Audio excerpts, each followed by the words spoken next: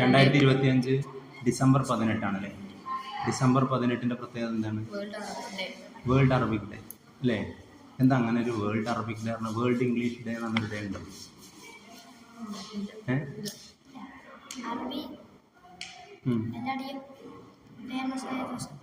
എല്ലായിടത്തും ഫേമസ് ആയ ദിവസമാണ്.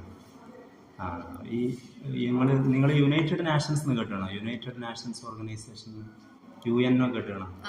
ഐക്യരാഷ്ട്രസഭ കേട്ടോ നിങ്ങൾ? ഈ ഐക്യരാഷ്ട്രസഭ അംഗീകരിച്ച ലോക ഭാഷകളിൽ ഒന്നാണ് ഈ അറബി ഭാഷ അല്ലേ?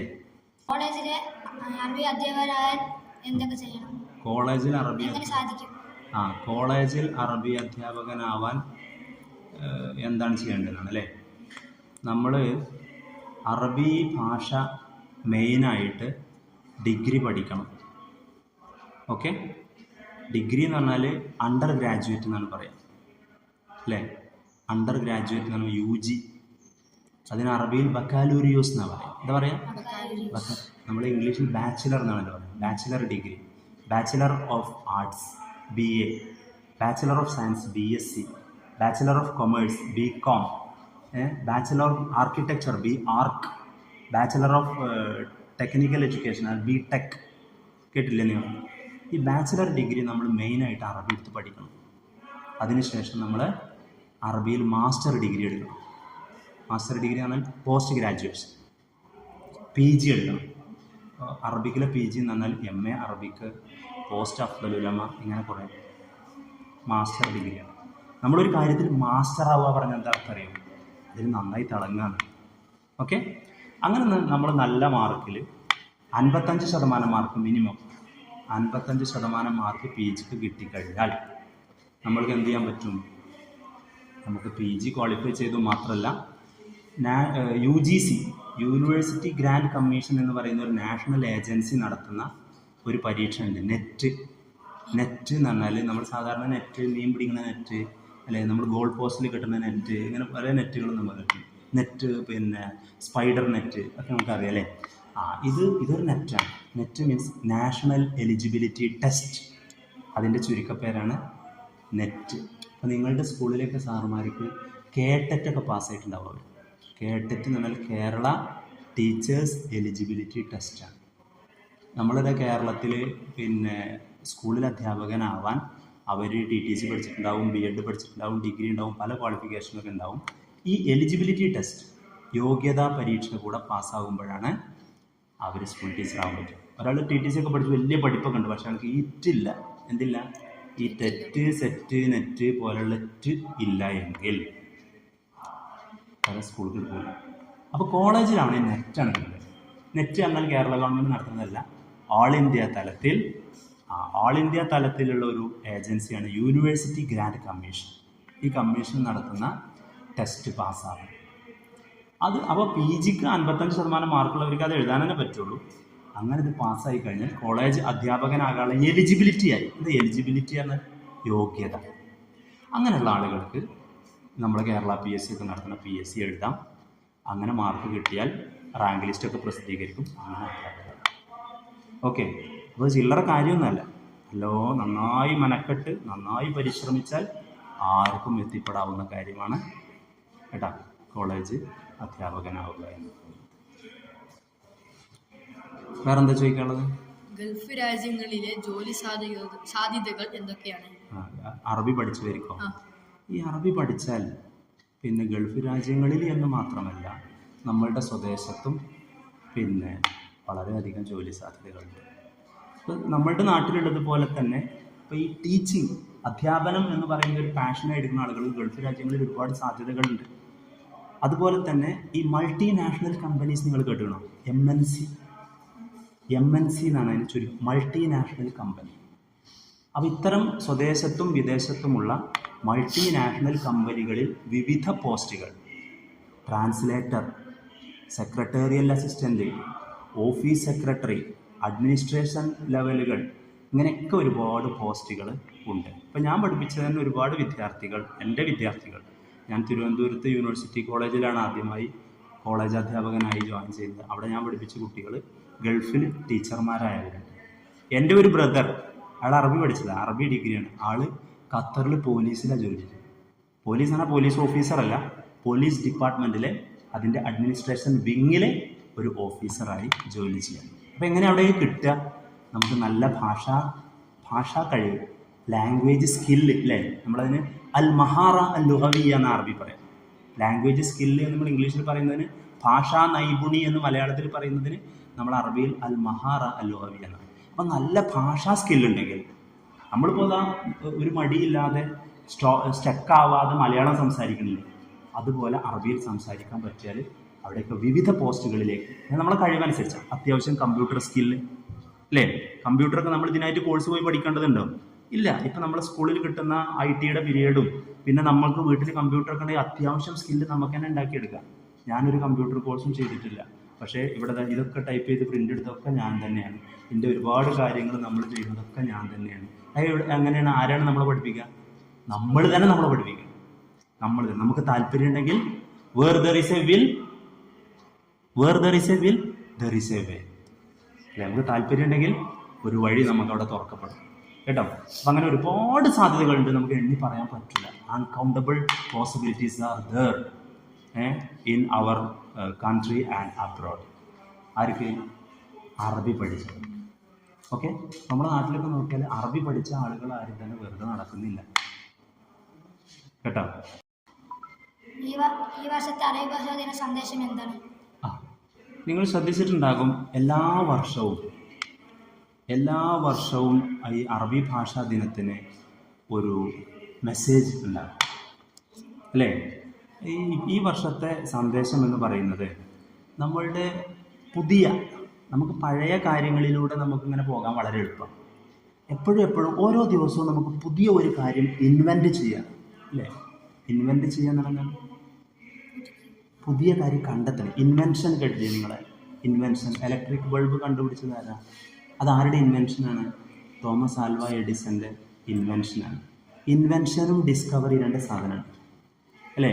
ഇൻവെൻഷൻ എന്ന് പറഞ്ഞാൽ ഇല്ലാത്ത ഒരു സാധനം പുതിയതായി കണ്ടെത്തലാണ്. ഡിസ്കവറി പറഞ്ഞാൽ ഉള്ള ഒരു സാധനം കണ്ടെത്തൽ. ഞാനിവിടെ ഒരു സാധനം ഒളിപ്പിച്ച് വെച്ചു, നിങ്ങൾ കണ്ടുപിടിക്കണം എന്ന് പറഞ്ഞു. ഞാനിവിടെ എവിടെയോ ഈ അലമാരക്കകത്തോ എവിടെയോ അത് നിങ്ങൾ കണ്ടുപിടിച്ചു, സാധനം കണ്ടുപിടിച്ചു, അതിനെ ഡിസ്കവറി ചെയ്തു. അപ്പോൾ നമ്മൾ പുതിയ ഓരോ വഴികൾ കണ്ടെത്തുക എന്നുള്ളതാണ്.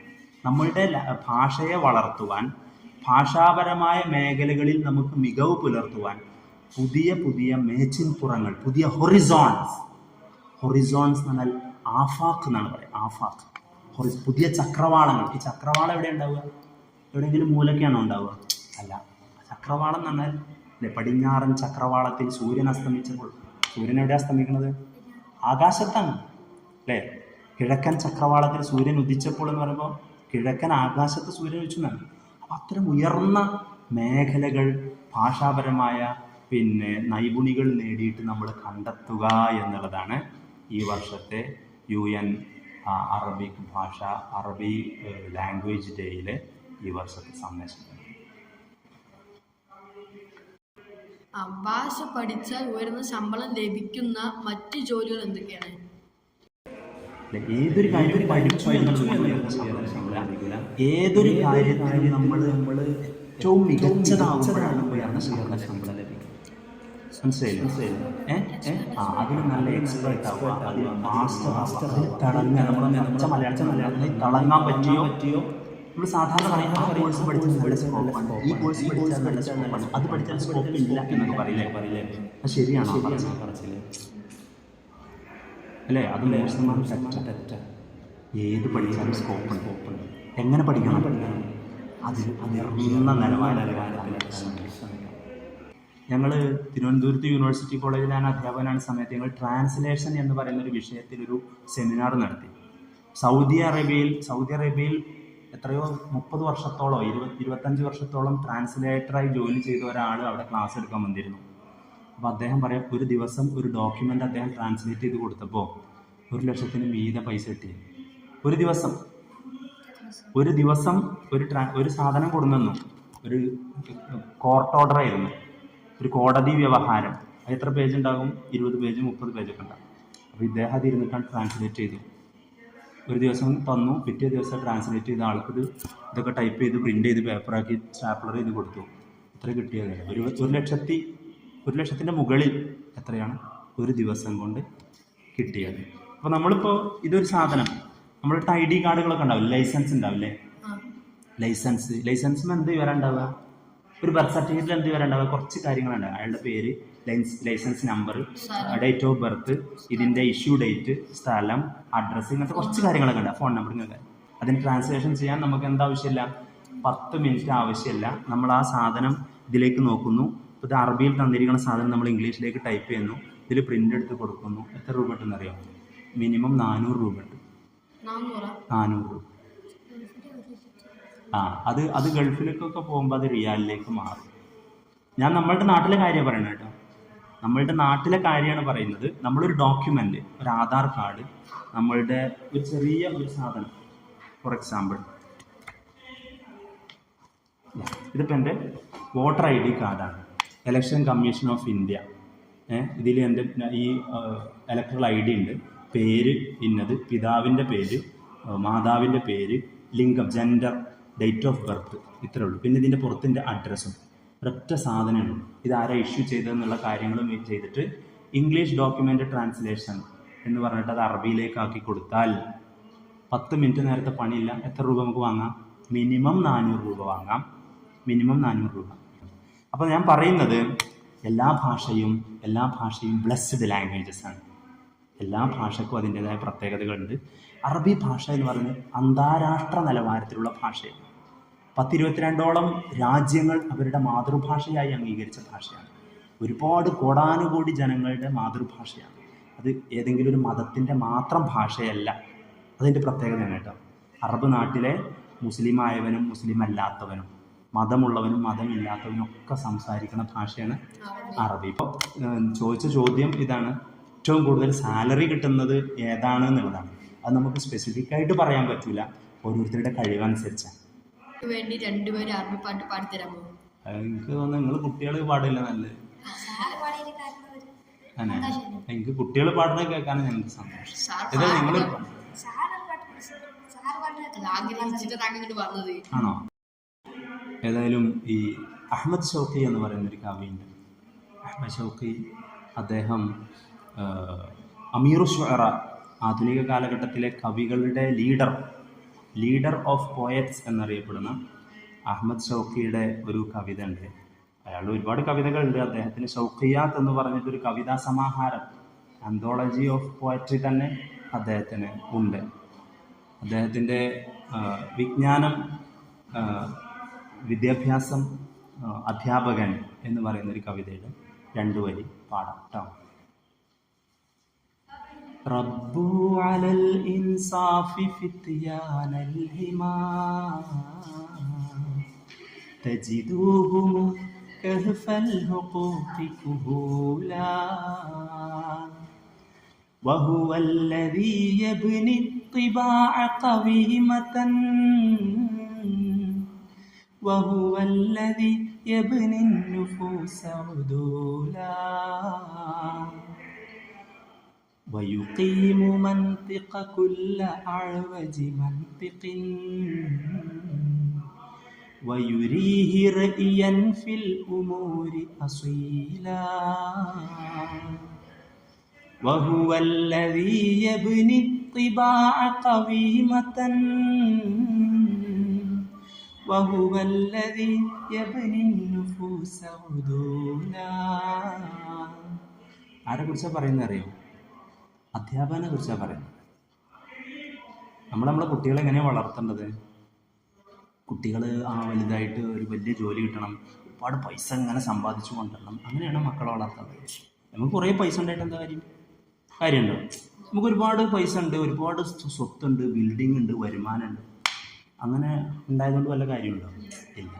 നമ്മൾക്ക് ഉള്ള വരുമാനങ്ങൾ, ഉള്ള സമ്പത്ത്, ഉള്ള ആസ്തി, അത് നന്നായി ഉപയോഗപ്പെടുത്താൻ പറ്റുക എന്നുള്ളതാണ് അല്ലേ.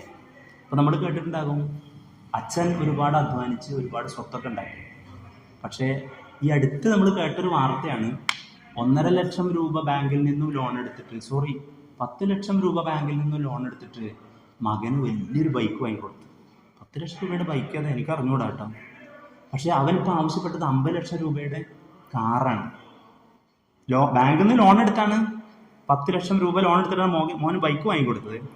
50 ലക്ഷം രൂപയുടെ കാറ് വാങ്ങിക്കൊടുക്കാൻ വേണ്ടി ആവശ്യപ്പെട്ട് വീട്ടിൽ കച്ചറ ഉണ്ടാക്കി. അച്ഛൻ്റെ അടുത്ത് പൈസ ഇല്ല. കച്ചറ ഉണ്ടാക്കി അച്ഛനും മോനും അങ്ങോട്ടും ഇങ്ങോട്ടും അടിയായി. അച്ഛൻ ദേഷ്യപ്പെട്ട് അടിച്ചത് അടി എവിടെ കൊണ്ടു? തലയ്ക്ക് എവിടെയോ കാര്യപ്പെട്ട് കൊണ്ടു. സ്പോട്ടിൽ ആളും മരിച്ചു. മനസ്സിലല്ലേ? എന്തിനാണ് ഈ മോൻ വാശി പിടിച്ചത്? കാറിന് വേണ്ടി. എന്ത് കാറ്? 50 ലക്ഷം രൂപയുടെ കാർ അല്ലേ? നമുക്ക് പല 5 ലക്ഷം രൂപക്ക് കാറ് കിട്ടും, 10 ലക്ഷം രൂപക്ക് കാറ് കിട്ടും. നല്ല അത്യാവശ്യം അടിപൊളി കാറ് നമുക്ക് 10 ലക്ഷം രൂപ കിട്ടും. മനസ്സിലായില്ലേ? എന്നിട്ട് അവൻ ആവശ്യപ്പെട്ട എത്രയാണ്? 50 ലക്ഷം. അപ്പം അങ്ങനെ കുറേ ഒരു പക്ഷെ ഉണ്ടാവാം. അതൊക്കെ വാങ്ങിയിട്ട് വല്ല കാര്യമുണ്ടോ? ഇല്ല. അപ്പം ജീവിതം സന്തോഷകരമാകുക എന്നുള്ളതാണ്. അപ്പം ജീവിതം സന്തോഷകരമാകാൻ വേണ്ടി നമ്മുടെ മക്കളെ അങ്ങനെ വളർത്തണം എന്നാണ് പറയുന്നത്. നിങ്ങളുടെ മക്കളെ നീതിപൂർവം രാഷ്ട്രത്തിൻ്റെ, കുടുംബത്തിൻ്റെ, സൊസൈറ്റിയുടെ കാവലാളുകളാകാൻ പര്യാപ്തമായ ഒരു രൂപത്തിലാണ് നിങ്ങളുടെ മക്കളെ വളർത്തേണ്ടത്. അങ്ങനെ നമ്മൾ കൊച്ചുനാളിൽ തന്നെ നല്ല വിദ്യാഭ്യാസം കൊടുത്ത്, നല്ല മൊറാലിറ്റി കൊടുത്ത്, നല്ല എഡ്യൂക്കേഷൻ കൊടുത്ത് വളർത്തിയാൽ അവർ പക്വതയും പാകതയും വെക്കുന്ന സമയത്ത് നല്ല റിസൾട്ട് ആർക്ക് കൊടുത്തുകൊണ്ടിരിക്കും?